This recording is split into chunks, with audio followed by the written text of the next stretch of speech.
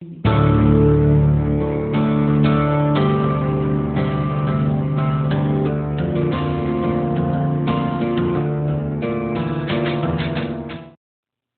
there. How would your life change if you woke up this morning and find that someone had deposited $9 million in your bank account? How would that affect you? How would your mind shift if next week, just like that, you attracted 1,000 new clients into your business? 1,000. What would your life be like if, bang, just like that, you realized you had the energy of a 20-year-old? How would your mind shift if Mensa recognized you as the smartest person on the planet? They're good questions, aren't they? Well, let me tell you something. There's a lot more than 9 million just waiting there to come into your life. There's an infinite supply. And the 1,000 clients, there's tens of thousands of people out there just waiting for someone to come and serve them. And the 20-year-old energy, you know, all the energy there ever was or ever will be is 100% evenly present in all places at the same time. No one gets energy. Everyone releases energy, and desire is the triggering mechanism that releases energy. And as far as being the smartest, hey, listen, the smartest sometimes are not the most effective. Being smart isn't the answer. Being effective is the answer. Do you know that all the knowledge there ever was or ever will be is 100% evenly present in all places at the same time?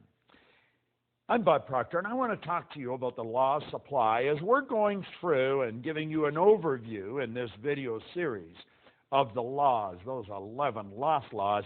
Supply is one of them. You know, Halliwell said that man's never satisfied, never satisfied. The fact is deplored by many, but God did not intend man to be forever satisfied. You see, dissatisfaction is actually a creative state. That's right.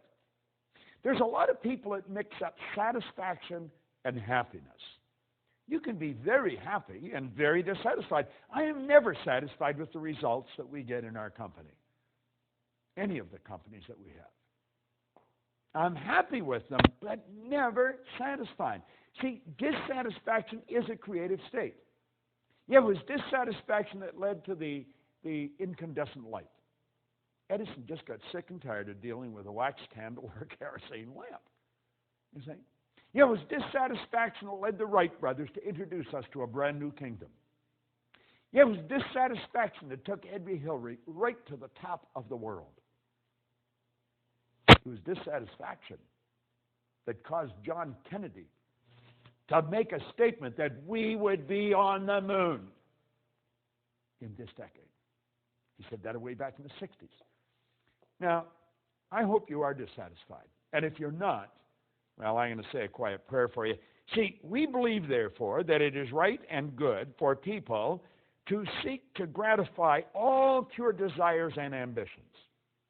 Now, I know there's a lot of people that don't agree with that, but they don't agree with a lot of things. But you're going to find out the small select group of people that really understand these laws, understand there is an infinite source of supply. Everything comes from one infinite source. Everything's made from the same. The difficulty with some is that they can more easily look to the creature as the source of their substance than to the creator. It's just beyond the average person's grasp. We don't really believe that God is the source of our substance. Now, when we start to believe it, I think it starts to happen. Let me share something with you that I read a long time ago. Dr. Wernher von Braun was one of the greatest scientists that ever lived. He's considered by many as the father of the space program. Think about this for a moment. He said after studying the now, before I mention this, let me also mention that for a long time, science and religion were antagonistic. They just could not come together, but they since have come together. Now, von Braun said that after years of studying the spectacular mysteries of the cosmos, he was led into a firm belief in the existence of God. Now, I'm not trying to turn this into a religious dissertation. I am just mentioning my own personal belief after studying these laws for very close to 50 years. I see the law as a uniform and orderly method of the omnipotent God. A law is something that happens every time with every person everywhere. And everyone that has accomplished anything will be quick to tell you this. See, as we look back, everybody loves a dead genius. They really do. But you know, all of these great geniuses from history that we look at, they were considered geniuses when they were alive. The Wright brothers were considered real heretics. They really were. See, the people that made it happen, they were out of the box. They weren't ordinary thinkers. But they understood that there was this governing process called the law. You see, before we're able to believe in abundance of good, we've got to then see and enjoy that everything comes from one infinite source of supply. And when we really understand that, everything is going to change direction for us. Nothing can be made from something any more than something can be made from nothing. But where does water come from? Let's give it some thought. If we went outside on a nice clear day and stood there with a cup, just stood there, and we were patient, and we stayed there long enough, do you know that that cup would fill with water? You would see in no thing, you would see a cloud formation. And the cloud would become very heavy and very dark, and before long, water would fall out of it. Now, if we stayed there with that cup, where would the water go to? It'd go right back to where it came from. See, as above, so below. As below, so above. I want you to think about that. Nothing is created or destroyed. Everything's in a constant evolution and change. We literally live in an ocean of motion. You and I have the godlike ability to create images in our mind. And as we create the images in our mind, we control the vibration that we're in, and that vibration sets up an attractive force. In the seminars that I conduct, I hold up a little acorn sometimes that comes from a giant oak tree. But the little acorn is nothing but a mass of energy in a high speed of vibration. It's just a little physical nut. Now, if I kept that acorn in my pocket, that acorn would disintegrate because it's governed by a very, very basic law, create or disintegrate. And it's not in an environment that's conducive to its unfoldment. But let's suppose I take and I plant that acorn in the earth. Do you know that there's particles of earth that are in harmonious vibration with that little mass of energy that we call an acorn?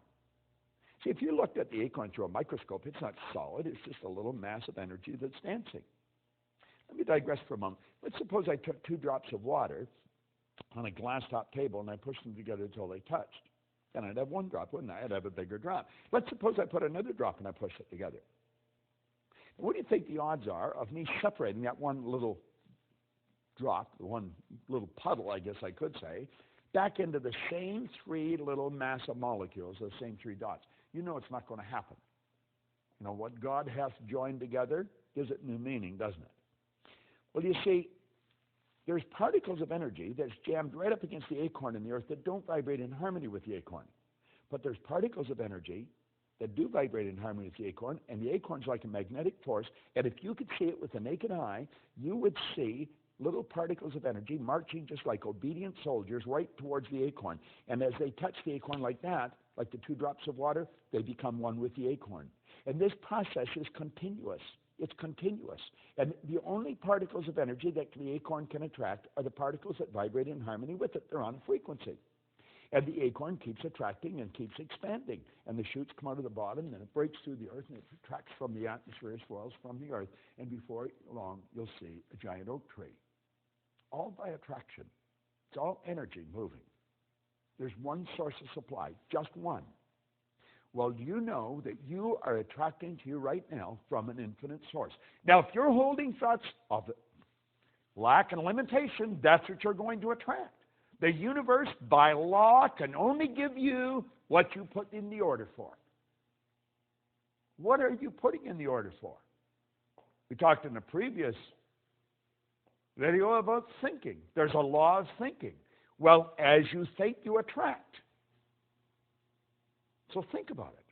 What have you put in order for? What are you attracting? Everything comes from one infinite source. You might say, well, I don't really understand that.